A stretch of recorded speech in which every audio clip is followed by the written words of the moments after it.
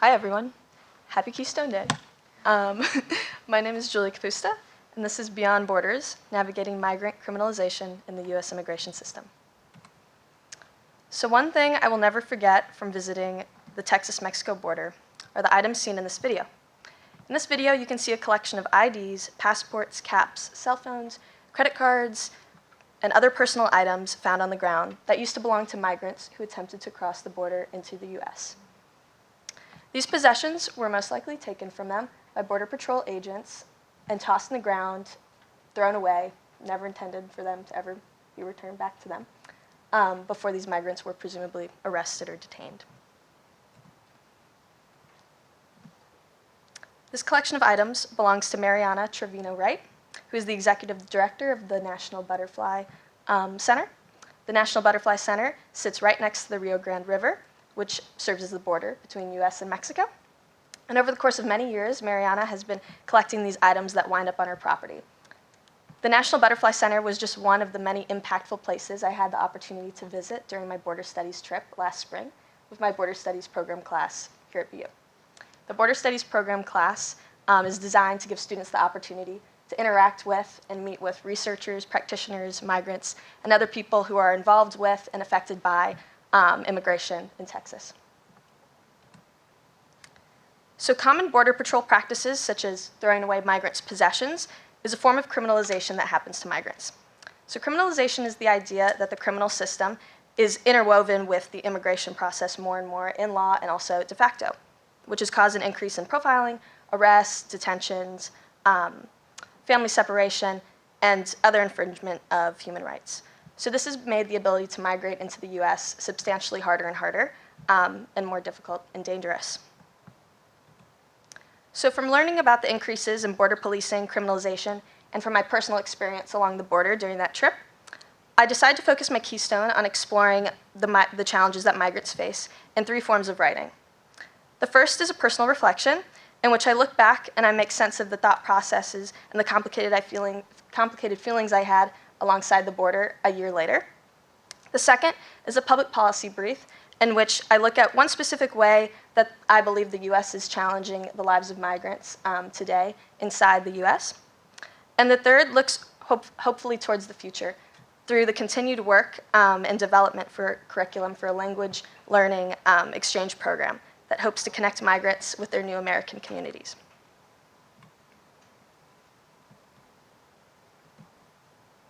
So in my reflection piece, I attempt to navigate all these complicated feelings I had about what I saw at the border a year later. My piece greatly centers around my realization that the immigration system is not, in a sense, accidentally violent, but instead built on a foundation of violence that's extremely informed by its history of xenophobia and racism that continues to be perpetuated today. So reflecting on the countless ways that I saw the mistreatment of migrants being legitimized, it made me think about and understand violence differently, in terms of how violence permeates the lives of migrants in ways that go beyond bodily harm. The desecration of people's autonomy, of course, is seen in the mistreatment of their bodies by policing forces through direct force and other entities, but violence is also seen in other ways in deterrence policies, because violence at its core is the removal of choice, and the choices of migrants are constantly constrained, whether that be through the removal of their possessions, building walls, or forcing them into inhumane conditions in detention centers and different border processing procedures.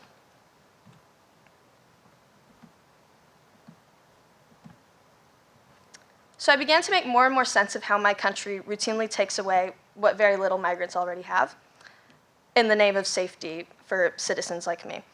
And thinking more and more about it, I thought of these 2 objects that I saw during that experience in that video with the other collection of items. And to the right, you can see a very small piece of paper that's makeshift laminated almost with duct tape. And if you look very closely, you can see that this is most likely the cell phone numbers of someone's family members or friends.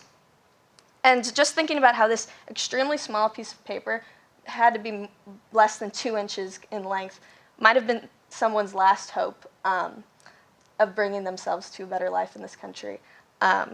It really struck me. And to the left, I saw, just coincidentally almost, fittingly laid the Catholic prayer card for St. Judas, who is the patron saint of lost causes. And so the totality of the migrant struggle just felt encapsulated by these small, humble possessions that I knew would never be returned to their owners. I also thought a lot in my reflection about this welcome sign that greeted migrants at the bus station that we volunteered at during the first day. While seeing the sign for the first time, I was honestly filled with a great sense of pride for my country because I just imagined the great relief that it must feel to read this welcome sign for the first time after such a long journey and being able to finally say that you made it to where you were going. But thinking more and more, I began to think of how does my country actually make migrants feel welcome with a whole bunch of systemic policies that seem to be intended to do the opposite. And so this led me to my public policy brief that I decided to focus on. The mass relocation of migrants from southern states to sanctuary cities has been an increasing trend in recent years, increasing much so with the governors of Texas and Florida chartering buses and plane tickets to democratically led cities. Many cities have become overwhelmed with a lack of resources, and I attempt to explain the history of the US government transporting migrants outside of state lines and the implications that might have on the lives of migrants.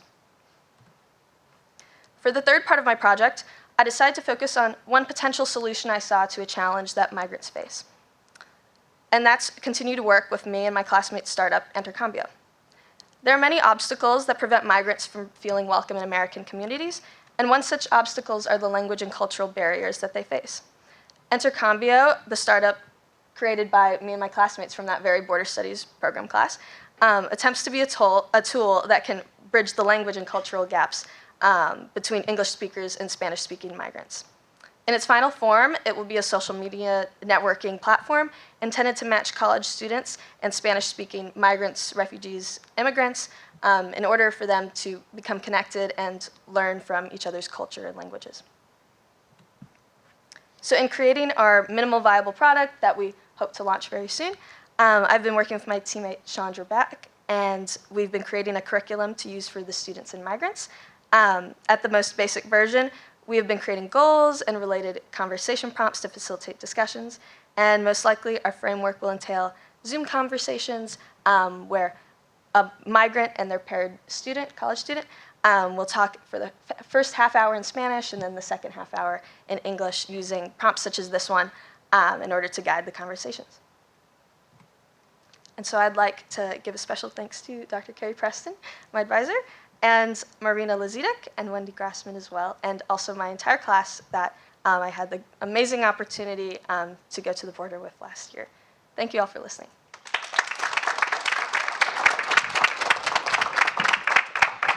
Thank you. And now we'll take questions.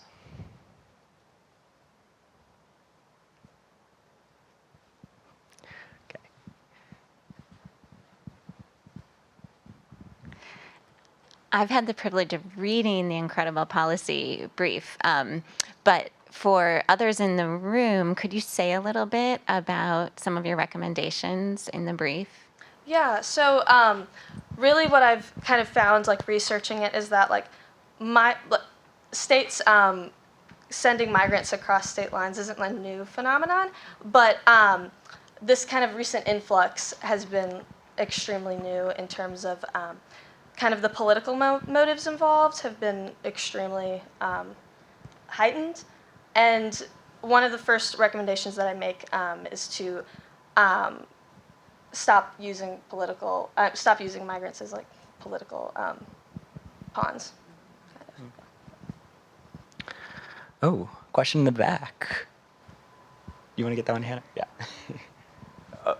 Oh, I'm looking at who's standing. Thank you very much. What did you see during the visit and during your research that gave you any cause for hope, and how could you and others build on the glimmers of reason for hope? Yeah, so, I mean, it's pretty easy to be hopeless throughout kind of the seeing it all firsthand. But what really brought hope to me was honestly like the human connection. Being able to see people interact with each other just on a human basis. And for instance, one experience that really struck out to me was when we were at this bus station volunteering. this man actually, he was traveling from Venezuela, and he wanted to just express his gratitude towards us, and he joined us all in a prayer, and holding hands with everybody in the same room, just like, it really struck me in terms of that, like, human connection is part of the solution.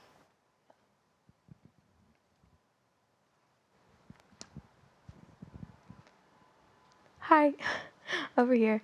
Oh, okay, yeah. This was an awesome presentation. I'm really grateful I got to see it. You did an awesome job. I also wanted to ask, with your social media platform with Intercambio, do you have plans to kind of spread that or share that with people to kind of make it more popular? Yeah, so we're in the very like preliminary stages, and so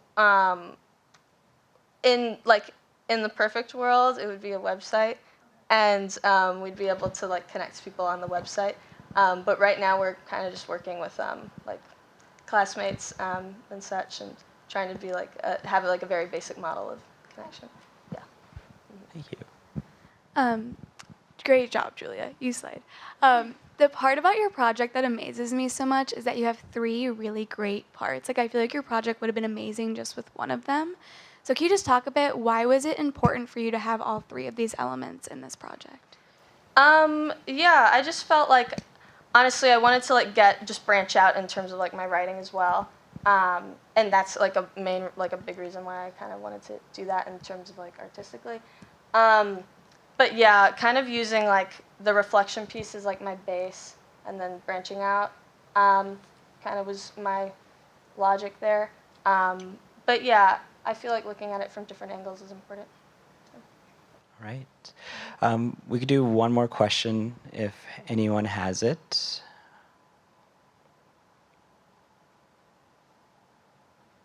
Okay. Thank you so much, Julia.